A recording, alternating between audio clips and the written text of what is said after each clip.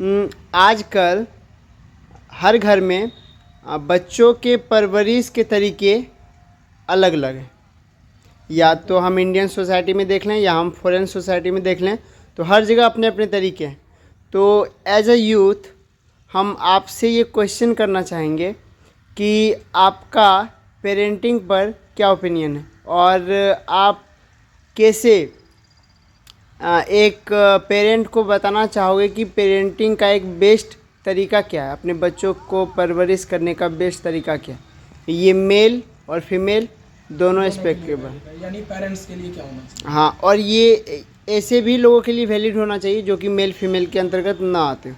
ठीक है, यानी मिला जुला के अगर इस क्वेश्चन का एसेंस देखें तो आपका कहने का मतलब है कि एक बच्चे के लिए, मतलब बच्चों की परवरिश जो है बेहतर से बेहतर कैसे किया जा सकता है, क्योंकि जिस हिसाब से किया जा रहा है अभी तक उस हिसाब से आप देखोगे कि बच्चों का परवरिश सही रूप से नहीं होने की वजह से वो कुछ बेहतर अपने आप को बना नहीं पाते हैं, और अगर बना भी लेते हैं तो उस तरीके से एक्सप्लोर नहीं कर पाते हैं, समाज उनको उस तरीके से रिस्पेक्ट नहीं देता है। तो जरा सा हम बात करते हैं इसका मेन रीज़न क्या है, हम जरा इसका फंडामेंटल बात करते हैं। इसका सबसे पहला रीज़न ये है, पहले मैं उन पेरेंट्स से बात करना चाहता हूँ और पेरेंट्स को बोलना चाहता हूँ कि जैसे जब कोई बच्चा जन्म लेता है जिसमें वो बच्चा जन्म लिया तो उसके पास अपनी कोई कॉन्शियसनेस नहीं है, उसके पास अपना कोई समझ नहीं है, तो वो अपने हिसाब से नहीं चल सकता ना। वो पूरा पूरा रिस्पॉन्सिबल उनको चलाने में, आगे बढ़ाने में उनके माता पिता का है।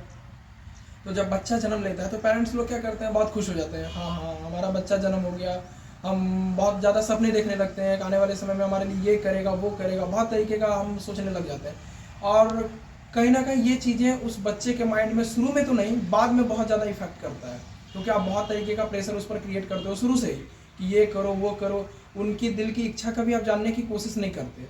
तो सबसे पहले जब बच्चे का जन्म होता है तो आप प्रयास ये करें, सबसे पहला चीज़ आप उनका हेल्थ को सही तरीके से केयर करें, और दूसरी बात ये कि उसको अपने हिसाब से जीने देने की कोशिश करें, जहाँ तक लगे कि आपको सपोर्ट करना चाहिए आप सपोर्ट करें। बाद बाकी जब बच्चा धीरे धीरे बड़ा होने लग जाए आप उसको फ्री छोड़ें, उसको ज़रा सा बाहर निकलने दें, आप अपना कुछ भी चीज़ उस पर थोपे ना। हाँ, ये भी मायने रखता है अगर आप कुछ सही बात कह रहे हैं जिसमें बिल्कुल एकदम फैक्ट है, लॉजिक है, तो आप उस बात को उसके सामने रखें, लेकिन थोपने वाला काम ना करें, ज़बरदस्ती कोई भी बात मत बोल दीजिए। अगर आपका बच्चा बाहर खेलने के लिए जा रहा है तो आप तुरंत उसको डांट देते हैं, नहीं खेलने मत जाओ, खेलने कूदने से क्या होता है, ये हो जाता है वो हो जाता है। तो ये बहुत बड़ी गलती है पेरेंट्स के लिए, ऐसा उनको नहीं करना चाहिए। आप ये जानने की बिल्कुल कोशिश करें कि बचपन से उसका टैलेंट किस में है, उसका प्रतिभा किस में है, वो किस में बेहतर कर सकता है। आई डोंट नो उसका रिजल्ट क्या होगा, इससे मैटर भी नहीं करता बहुत ज़्यादा, लेकिन ये जानने की कोशिश करना आपका काम है कि वो बच्चा किस में बेहतर कर सकता है। और आई थिंक ये बहुत ज़्यादा मैटर करता है कि आने वाले समय में बच्चा किस लाइन में जाना चाह रहा है, और ये पेरेंट्स होने के नाते आपका ये रिस्पॉन्सिबिलिटी है कि इस बात को आप जानें, क्योंकि कोई दूसरा इस बात को कैसे जान सकता है। आप जो समाज की बात करते हैं कि समाज में वो बंदा जो है पढ़ाई कर रहा है, वो ग्रेजुएशन कर रहा है, या फिर वो रेलवे बैंकिंग और बहुत वैज्ञानिक बन रहा है, कुछ भी कर रहा है, तो ये बात आप ला करके उस बच्चे पर थोप देते हो कि तुम भी ये करो, देखो उसका नाम हो रहा है ना बहुत ज़्यादा, तो तुम भी ये करो तो तुम्हारा भी ये नाम होगा। तो उस बच्चे पर बहुत ज़्यादा प्रेशर क्रिएट होता है। अगर आप इसको और गहराई से जानना चाहते हैं तो जरा सा आप अपने घर से बाहर निकलिए, मैं पेरेंट्स से ही बात कर रहा हूँ। आप घर से जरा बाहर निकालिए और पटना जाइए, कोटा जाइए, दिल्ली जाइए, और वहाँ पर जो बच्चे हैं जो 5 साल 10-10 साल से कॉम्पिटिटिव लेवल का तैयारी कर रहे हैं, जरा उस बच्चे से जाकर के पूछिए, उस बच्चे का कोई इंटरेस्ट नहीं होता है उस पढ़ाई को करने में और उस एग्ज़ाम को क्रैक करने में।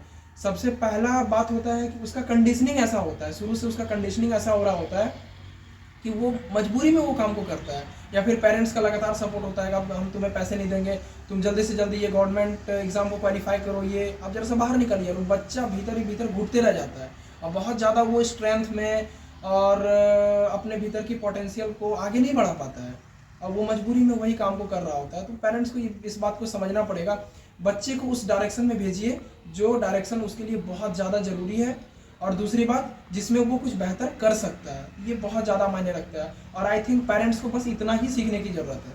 ज़रा सा इसको मैं आपको एक एग्जांपल से समझाता हूँ। जैसे आपका कोई बच्चा है, लड़का हो या लड़की हो, 15 साल 17 साल 18 साल 20 साल हो रहा है, ठीक है।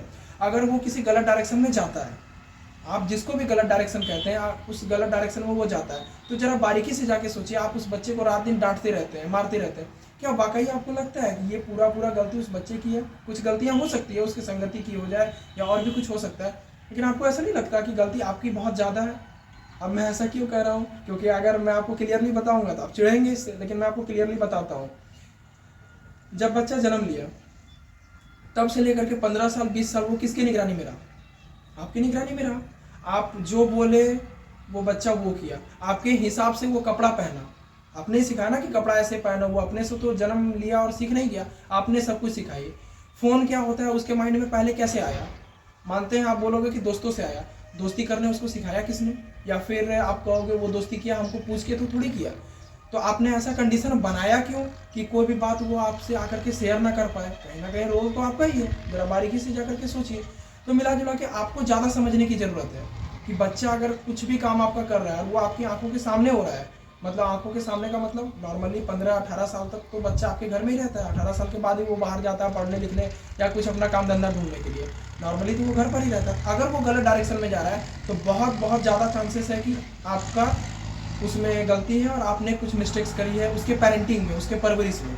तो इस चीज़ को ज़रा बारीकी से समझिए। और ये चीज़ ज़्यादा समझने की ज़रूरत उनको है जिनका बच्चा अभी छोटा है। ये चीज़ बहुत जल्दी और बहुत अच्छे से समझना चाहिए उनको कि आप उस तरीके से उनको परवरिश करें। कोई भी बात को आप उन पर थोपने की कोशिश ना करें कि बेटा या बेटी तुझे ये काम करना ही है। बिल्कुल नहीं। आप उसके सामने प्रस्ताव रख सकते हो, उसके सामने आप उस पॉइंट को रखिए, वो अपना चूज करेगा कि उसके लिए क्या बेहतर है और क्या नहीं बेहतर है। हाँ, फिर आपको भी लगेगा कि आप अपने हिसाब से कुछ और बेहतर उसको सजेस्ट कर सकते हैं तो आप करिए, लेकिन सिलेक्शन वो करेगा कि उसको क्या करना है, वो अपने हिसाब से चूज करेगा। आप जबरदस्ती उसके ऊपर कुछ भी ना थोपें।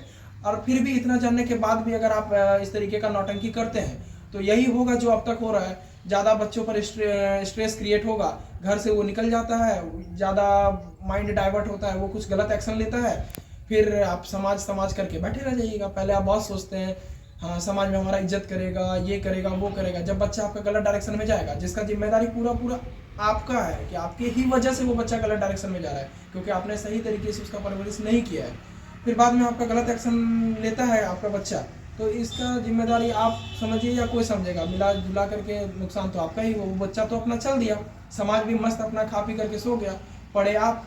अब सोच लीजिए आपको किस तरीके से पेरेंटिंग को फॉलो करना चाहिए। कभी भी कोई भी बात, मैं फिर से रिपीट कर रहा हूँ, बच्चों पर थोपने की कोशिश ना करें कुछ भी। अगर बच्चा आपका फ़ोन मांग रहा है कि माँ या फिर पिताजी मेरे को फ़ोन चाहिए, तो आप कभी भी ये मत बोलो कि नहीं फ़ोन गलत चीज़ है, फ़ोन मत लो, फ़ोन लेने से बच्चा बिगड़ता है। बिल्कुल भी नहीं। वो बच्चे पर स्ट्रेस क्रिएट होगा, कल को जाकर के वो खुद चोरी करके या फिर जुआबाजी करके वो पैसे को कलेक्ट करेगा और अपने मन से फिर फ़ोन ले लेगा, फिर आप कुछ नहीं बोल पाएंगे उनको। जब आपसे वो फ़ोन मांगे या कोई भी चीज़ आपसे मांगे, आप उसका दोनों प्लस माइनस को रखिए और प्रयास ये करिए वो चीज़ अगर ज़रूरी है तो प्लस पॉइंट को ज़्यादा दिखाइए कि देखो इससे ज़्यादा बेनिफिट है। लॉस भी है लेकिन तुमको लॉस की तरफ नहीं जाना है, और वो लॉस अगर है तो प्रॉपर लॉजिक के साथ बताइए वो लॉस क्यों है और कितने लोगों को वो हार्म कर रहा है, हानि कर रहा है। तो जरा ये 2-4 बातों को आप बिल्कुल समझिए, क्योंकि जरा सा आप न्यूज़पेपर पढ़िए, जरा सा सोशल मीडिया पर आप जाइए। डेली इंडियन यूथ में 20 साल 22 साल 25 साल 30 साल के लड़के लड़कियां इतने स्ट्रेस में रहती है, इतना डिप्रेशन में रहती है और फाइनली वो सुसाइड अटेम्प्ट करती है। क्यों? क्योंकि हमारा शुरू से कंडीशनिंग वैसा है, हम बच्चों पर जबरदस्ती कोई बात थोपते जा रहे हैं। आप जरा से निकलिए ना बाहर, मैं आपको फिर कह रहा हूँ बाहर निकलिए। आप कहीं नहीं, आप नॉर्मली पटना चले जाइए, किसी बच्चे से बात करिए, पता चल जाएगा उसके दिल की स्थिति क्या है, उस किस तरीके से वो जी रहा है। बात करके देखिए एक बार, और वो कहीं ना कहीं कल को जाके अपने बच्चों पर भी आप वही करने वाले हैं। जबरदस्ती ये एग्जाम का तैयारी करो, ये कंपटीशन दो, ये करो वो करो, फालतू फंड का नौटंकी आप उसके सामने करते हैं, तो बच्चा बिल्कुल वो स्ट्रेस में रहता है और वो बेहतर कर सकता है क्योंकि हर एक बच्चा यूनिक होता है अगर उसको सही तरीके से गाइडेंस किया जाए। लेकिन पता नहीं ऐसा क्यों हो गया, और ख़ास करके ये ज़्यादा स्थिति खराब तो हमारा बिहार में हो चुका है कि बच्चा मैट्रिक इंटर किया नहीं, चलो कुछ भी हो करो, गवर्नमेंट जॉब का तैयारी करो, ये करो वो करो। भाई वो देख लो कि उसके भीतर एक्चुअल में चाहत है गवर्नमेंट जॉब का, अगर है तो बेशक 1 साल नहीं 10 साल करो, लेकिन आप अपने ज़बरदस्ती करवा रहे हैं, ये करवा रहे हैं, वो करवा रहे हैं। और भी बहुत तरह की बात आ गया, आप लड़कों को या फिर लड़कियों को मना करते हैं कि ऑपोजिट जेंडर से आप बात ना करें, मतलब लड़का हो तो लड़की से बात मत करो और लड़की हो तो लड़का से बात मत करो। आपको नहीं लगता ये बहुत बड़ा बच्चों के लिए, खास करके इंडियन यूथ के लिए ये बहुत बड़ा दिक्कत क्रिएट करने वाला है? क्यों आप ऐसा मना करते हो? आप जान करके उसके माइंड में ये पॉइंट डालने की कोशिश कर रहे हो ना कि वो सामने वाला लड़की है तो उससे बच के रहो, उससे हट के रहो। क्यों ऐसा क्यों कर रहे हो आप उसको सही शिक्षा दीजिए कि अगर बात करना है तो किस तरीके से बात करना है, क्या करना है, नहीं करना है, आप उसको फ्री छोड़िए। तब वो बच्चा कल को जाके गलत डायरेक्शन में नहीं जाएगा, वो किसी भी दूसरे इंसान को गलत नज़रिए से नहीं देखेगा, वो सही प्रोस्पेक्ट के साथ और सही तरीके से देख पाएगा, वो एक्चुअल में जो मीनिंग होता है ना हर एक वर्ड को वो समझ पाएगा। लेकिन अगर अभी देखिए, अगर समाज में या फिर आपके ही घर में आपका बेटा आकर के बोल दे या फिर आपकी बेटी आकर के बोल दे कि हमको फलाने इंसान से प्यार है, आप निश्चित है उसको मार डालेंगे, आप बिल्कुल मारेंगे उसको।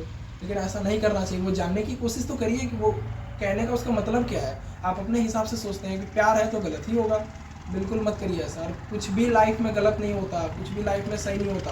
अगर हम जो करने वाले हैं, जो हम करता है, अगर उसका माइंडसेट सही है, उसका सोचने का तरीका सही है, तो हर एक काम उसके द्वारा सही ही किया जाएगा और किया जाता है। और इसका सबसे अच्छा एग्जाम्पल आप देख भी सकते हैं, जरा सा बाहर निकलिए, आपको देखने को मिल जाएगा। क्योंकि दुनिया में प्लस माइनस दोनों चीज़ है, आप निकलिए, देखिए, आपको पता चल जाएगा। तो मैं फिर से हाथ जोड़ के विनती कर रहा हूँ उन पेरेंट्स से, जरा सा अपने बच्चों की परवरिश सही तरीके से कीजिए और सही तरीके से उनको आगे बढ़ाइए, उनको खुश रखने की कोशिश करिए, उनका अच्छे से उनके ऊपर इन्वेस्ट करिए, खर्चा करिए, ताकि वो आगे बढ़े और बात को थोपना बंद करिए। ये बहुत बड़ी गलती है आपके लिए।